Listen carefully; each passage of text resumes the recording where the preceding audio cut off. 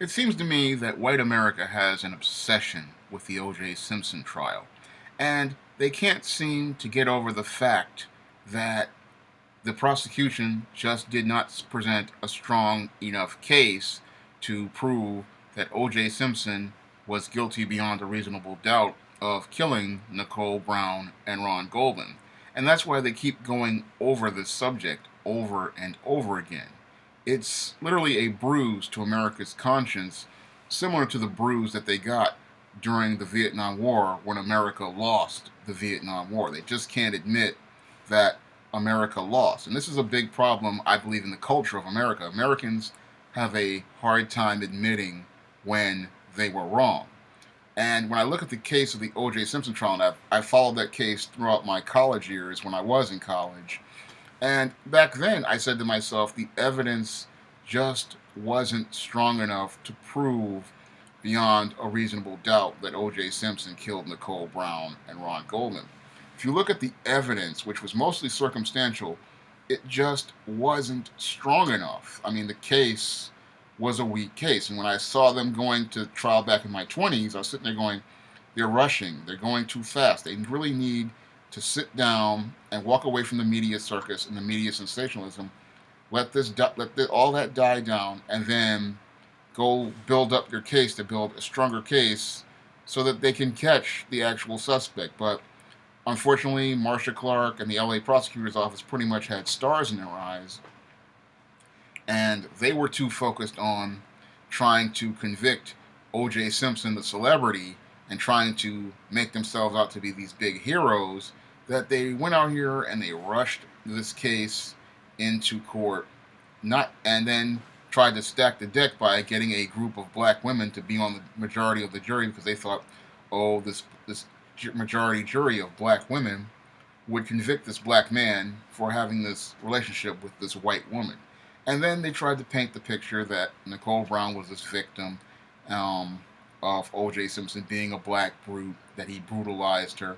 And the whole case was just not strong enough. They were trying the case in the court of public opinion, not in a court of law and order. Now, in a case of court with the law, you have to follow the law, and that's what Johnny Cochran did in his arguments. He pretty much presented a case based on an argument in facts, and the facts, just as I saw them, pretty much they proved that O.J. Simpson was a jerk.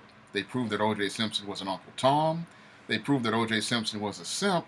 But those were opinions of O.J. Simpson, not related to the evidence. When you look at the evidence presented about O.J. Simpson regarding first-degree murder, the evidence just was not there. It was not strong enough. And that was for me, I was out of work at the time. I just got out of college. I was sitting there watching this trial go on, and I'm looking at the evidence, and I'm saying, everything is just, it's not enough. There's no smoking gun. In first-degree murder case, you have to have, a smoking gun. You have to have hard evidence. You have to have a real motive. You have to have a real opportunity.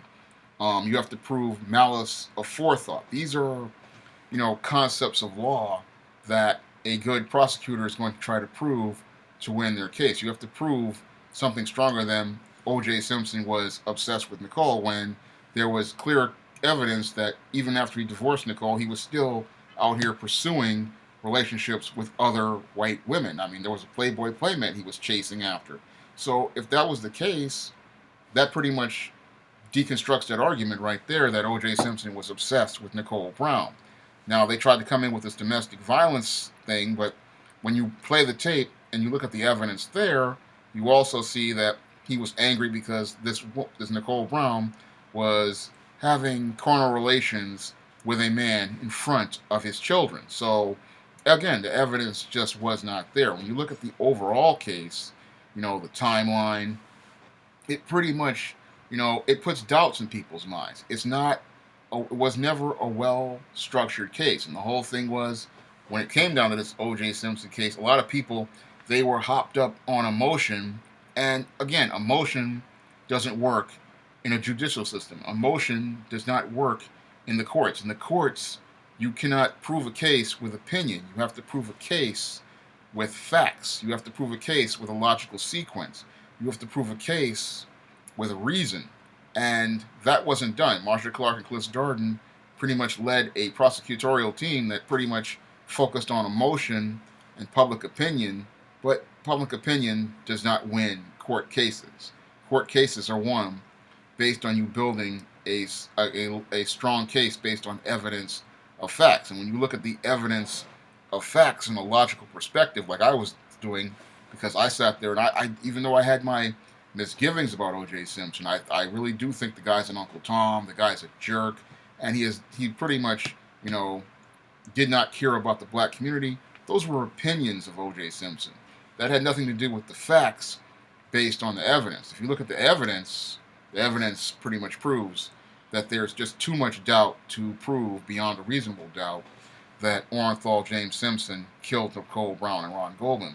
And the ultimate smoking gun was that glove. Now, a lot of people think about that glove and they go, oh, he fixed his hand. But when I had my own pair of leather gloves and I put them in water and the leather shrank. So that's what leather does. Now, if these gloves were bloody, they'd not only be smaller, they would also be hard to put on anyway because they would be tight. So that pretty much, again, poked doubts in people's minds to whether he committed these murders. And then when you look at the larger case, if Johnny Cochran had brought it in and talked about Nicole Brown's past and how she had been running around with different guys and her constant drug use, or if they talked about Ron Goldman, he was really not really a big part of the case. But if you talked about Nicole Brown's past, that would have also put doubts in people's mind. I mean, there were just too many doubts because she was involved with a lot of different guys, and some of them, she had that drug habit, and a lot of people who were living around my block said to themselves that, look, this was these dope dealers who probably did this, because if you owe these dope dealers, they're not going to play with you, especially these cartel guys. If you owe those guys big money, they cannot afford to lose face. If they give you a pass, what's going to happen is they're going to look weak, and they don't want to look weak. So that's pretty much what happens. And Nicole Brown probably thought, she was this blonde, beautiful woman. She was going to try to play these guys, but eventually it just didn't work. Because when you deal with these dope dealers, they do not play, especially these cartel and organized crime types. They do not play with you. If you're dealing with their money, they will take you out, and that's just how it is. But the prosecutors were trying to play the race card, trying to do with this, trying to say O.J. Simpson was this stalker, this black brute, that he pretty much wanted to destroy this beautiful white woman. But that case, again, was not strong enough. There were just too many holes in it. It was a weak case. And, a smart prosecutor, if they had any sense, instead of looking at the limelight and the stars in their eyes, because that's what the whole big problem with O.J. Simpson was to America, was everybody had stars in their eyes, and they were thinking about fame, and they were thinking about, destroying this black man on a worldwide stage, destroying this black man's reputation, destroying his credibility, and destroying him. But when you look at the evidence, it just wasn't strong enough. Now, if they had waited, they might have gotten their killer, and because that's the whole sad part. The killer, got away because they were just rushing the judgment. Maybe because when we look at the evidence, it just isn't strong enough. And then we look at, the emotional standpoint of most white Americans. They were upset because they thought their golden boy, O.J. Simpson, pretty much betrayed them. But when we look at Orenthal James Simpson's actions, he never betrayed his slave master. Pretty much, your Orenthal James Simpson felt so guilty about white folks being upset, he put himself in jail, because that's why he went after that memorabilia. He felt so guilty about these white folks being upset at him that he went and put himself in jail. That's how much of an Uncle Tom your O.J. Simpson pretty much was, because he wanted to appease white people. Unfortunately, white folks still have not gotten over this whole O.J. Simpson debacle. They're still smarting over the fact that they lost in court to O.J. Simpson's dream team, and they're still smarting over the fact that they let their own ego and their own racism get in the way of the justice system that they stacked the deck against him. They pretty much thought, they came in there arrogant, believing they were going to walk in there and stack the deck against O.J. Simpson, and pretty much the whole thing blew up in their face because the whole case was just not strong enough. The case was weak, and they didn't want to. They don't want to admit that the case was weak. They weren't as smart as they thought they were. The evidence just was not strong enough to get conviction, because if we look at the standard for first degree murder and the standard in the courts, which is beyond a reasonable doubt, you will look at that evidence based on that standard and see that the evidence just wasn't there. Unfortunately, most Americans are still caught up in their emotions, still caught up in their racism, and that's why they can't get over the fact that, you know, the LA prosecutor lost with when it came down to the OJ Simpson trial. They lost the trial of the century because they were cocky, overconfident, and, you know, thought they had this one in the bag. But when you, again, they didn't have it in the bag because they just did not have a strong enough case. I looked all the way back in 1994, 95, sitting there saying to myself, you know, they're putting on this circus, but anybody with some, you know, basic understanding of law could look at that case and say, look, and I'm not even a law student. I looked at that case and I said to myself, you know, evidence is just not there. There's not enough there. I mean, you can talk about DNA and all this other stuff, but that's just technicalities.